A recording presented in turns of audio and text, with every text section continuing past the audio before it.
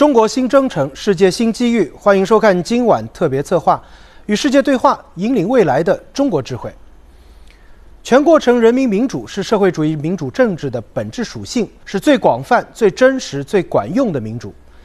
习近平代表第19届中央委员会向大会作党的20大报告时，全面阐述了全过程人民民主的特征和优势，为新时代中国发展社会主义民主政治指明了方向，又为国际社会观察中国民主打开了一扇窗口。那么，全过程人民民主为全球政治文明带来了怎样的理念和制度创新？我们今天邀请到了来自英国和巴基斯坦的专家学者一起讨论。2019年11月，习近平在考察上海市长宁区虹桥街道时，首次提出人民民主是一种全过程的民主。经过不断探索发展，全过程人民民主的概念日益具体完善。20大报告中明确指出，全过程人民民主是社会主义民主政治的本质属性。什么是全过程人民民主？国务院新闻办公室《中国的民主白皮书》是这么定义的：全过程人民民主实现了过程民主和成果民主、程序民主和实质民主、直接民主和间接民主、人民民主和国家意志相统一，是全链条、全方位、全覆盖的民主，是最广泛、最真实、最管用的社会主义民主。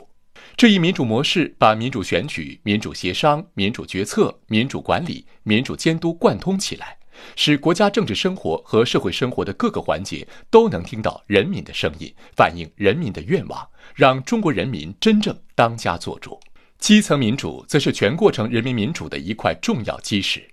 在全过程人民民主首提地上海，基本每平方公里就有一个党群服务站，1.5万名全国市区镇4级人大代表编入其中，让居民在家门口就能享受一站式便捷服务，有序参与基层治理。说到全过程人民民主，我们今天的嘉宾明竹对此感触颇深。由于对中国发展和外交政策产生了浓厚兴趣，7年前明竹从巴基斯坦来到中国，目前他正在清华大学攻读政治学博士学位，同时他还是 CCG 全球化智库研究员、清华大学“一带一路”研究院研究员。明竹您好，作为 CCG 国际青年领袖对话项目的成员，您曾经在多个国际场合参与讨论中国的全过程人民民主，能否和我们分享一下您对此的观察和理解？ I think whole process people's democracy is about representation of people's needs. You have multiple bodies that are represented by the people, by ordinary people, by professionals, by someone who's a bus driver, by someone who is working in an economic chamber, by someone who is a businessman or in the think tank. These people on the very domestic and ground level are responsible for specific areas of problem solving that are required. Their eyes and ears are open and they are understanding what are the needs of people. So people are constantly participating in that process to make decisions better, to have people's demands, requests, and aspirations be heard. So I think this is one thing that completes, when you say whole process people's democracy, the first step is that it is genuinely receptive and it is constantly receptive. So this is, I think, one of the basic understandings that distinguishes whole process people's democracy. And it is a democracy that's also about meritocracy when it comes to the people who will implement, who will execute, and who will also decide what are the best decisions, what are the decisions that are needed by the society. I think that is also very important. So I think the whole process people's democracy is democratic because it takes the needs, aspirations, and the future development of the people at its core is a priority. It is a whole process because it is combining the professional experience of policymakers, of government representatives into what they hear and see is required. There are specific KPIs that these people have to follow. It's not just slogans. And unfortunately, in what is the Westphalian model, what is the Western model of democracy, it seems to be 4 years of slogans and then giving short term towards the end of their tenure to win another election. In this, the people who are here responsible, the Communist Party of China, is taking ownership of being in governance. And that means you need to include the people in your decision making and prioritize them for a long-term trajectory that is fruitful and prosperous. 好的，谢谢明竹。发展全过程人民民主，就是保障人民当家作主，也能更好地推进人权法治的保障。但是我们也看到，民主和人权话题常常成为少数西方国家指摘中国的重点领域。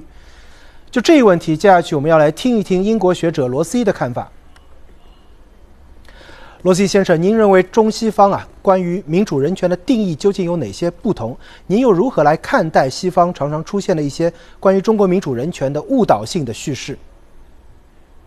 I think that the definition of democracy in the West is just false, and of human rights in the West is just false. It doesn't concentrate on the key things. The key thing about China is it concentrates on what are the most important factors in real people's lives. I mean, people-centered development. Okay, let's take, for example, the position of women in India and the position of women in China. I mean, together they're almost 1/10 of the world's population, so this is not a small question, right? Okay. If you look at that, Indian woman is 7 times more likely to die in childbirth, right? Okay. It's obvious that the rights of a Chinese woman, the human rights of a Chinese woman, are much better than the human rights of an Indian woman. But the Western definition says, on the contrary, that the human rights of an Indian woman are supposed to be better than those of a Chinese woman because she lives in a parliamentary democracy. And this is absolutely ridiculous. And it shows that what a false definition it is. Or let's take another example. Let's take COVID. Over 1 million people have died in the United States from COVID, and the population of the United States is less than a quarter of China. Only slightly over 5,000 people have died of COVID in mainland China. Therefore, for any person who thinks rationally, it's obvious that the human rights of the people in China are better, much better than the human rights of the position in the United States. I mean, after all, you know, the most fundamental of all human rights is the right to be alive. 好的，谢谢罗斯义先生。随着中国式现代化道路稳步向前，中国的人权事业发展也具备了多方面的优势和条件。中国政府自2009年起连续制定并实施4期国家人权行动计划，为世界上其他国家在采取具体措施切实促进人权保障方面树立了典范。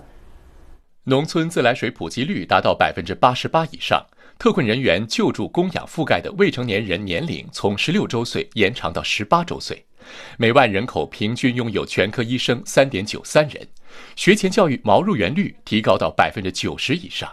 这一组数字出自去年9月国新办发布的国家人权行动计划2021到2025，从基本生活水准、工作、健康、教育、社会保障等方方面面，为公民的权利保障设定了具体而微的目标。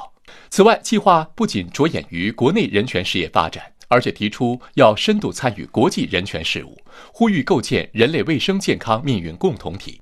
据不完全统计，自1993年联合国世界人权大会呼吁各国制定国家人权行动计划以来，已经有60多个国家制定了这一计划，其中绝大多数国家只制定了1期或者2期行动计划。中国是世界上唯一持续制定和实施4期国家人权行动计划的主要大国。鲜活的数字反映出中国以人民为中心的人权理念。与此同时，中国也广泛开展国际人权合作，推进全球人权治理，朝着更加公正、合理、包容的方向发展。这里我们要继续请出明珠。您怎么看待中国人权取得的成就和中国的人权理念？这对于全球人权治理究竟意味着什么？ For me, actually, China is really an inspiration as a country that developed in a way that was unique, in a way that was receptive of China's unique history, China's unique reality, and also is about constant correction and constant reflection. Now they're able to speak more confidently because they see a different way of doing things. We don't copy things. We were told from the very start, cut paste this model, follow the model that certain Western developed countries have followed. But that hasn't worked. It's not our fault. We were maybe misguided, we were not thinking correctly, and China has led by example, showing that this is how you develop, and the ultimate service you can do to human rights is by delivering for people. And in this circumstance, I think in the bigger picture what's happening these days is that developing countries, also encouraged by China, are able to express their perspective on human rights. Many foreigners that are living here, we are inspired by what we find here. And that's how you see the bigger picture of a country moving forward step by step. A vision, a holistic idea, and the space for people to creatively resolve problems on the domestic level. And this is, I think, what developing countries can learn from China. And then through the Belt and Road, it's firstly about infrastructure. Then now we are talking about socioeconomic development, women empowerment as well, education, all of that. But it is interconnected. And that's what the Belt and Road really represents, in my view. 好的，谢谢明珠。近年来，中国所倡导的构建人类命运共同体、以发展促人权、在人权领域促进合作共赢等等理念，都被纳入国际人权话语体系，打破了过去某些西方国家的话语垄断。在这里，我们要再次对话罗斯义先生。我们看到西方动辄在人权、民主等议题上强行给中国扣帽子，在国际社会人为的制造对立和分裂。那么要继续推动全球人权和民主事业的发展，您认为全球各国，尤其是西方国家，应该的正确态度是什么？ That President Xi frequently uses the analogy that only the person who is wearing the shoe can tell you whether it fits or not. That is absolutely right. The conditions which exist in countries are absolutely unique in each country. Nobody who is outside the country can determine what they are because they don't understand the situation accurately. China has not copied any other country. It has developed socialism with Chinese characteristics. It's extremely clear that it's developed a specific Chinese system. It doesn't advocate that any country adopts this system, but China looked very carefully at other countries in the world it looked at. And that is what I think other countries should be doing with the situation of China. Nobody should attempt to copy China. It won't work. But they can learn from the situation in China. But it's got to be specific and got to be unique. So I'm all in favor of learning. It's very important to learn. It's not doesn't work out if you try to copy. 好的，再次感谢两位嘉宾参与今天的讨论。民主是全人类的共同价值，但实现的方式绝不是千篇一律。民主不是削足适履，只有扎根本国土壤、适合本国国情、体现人民意志的民主制度，才最可靠、最管用。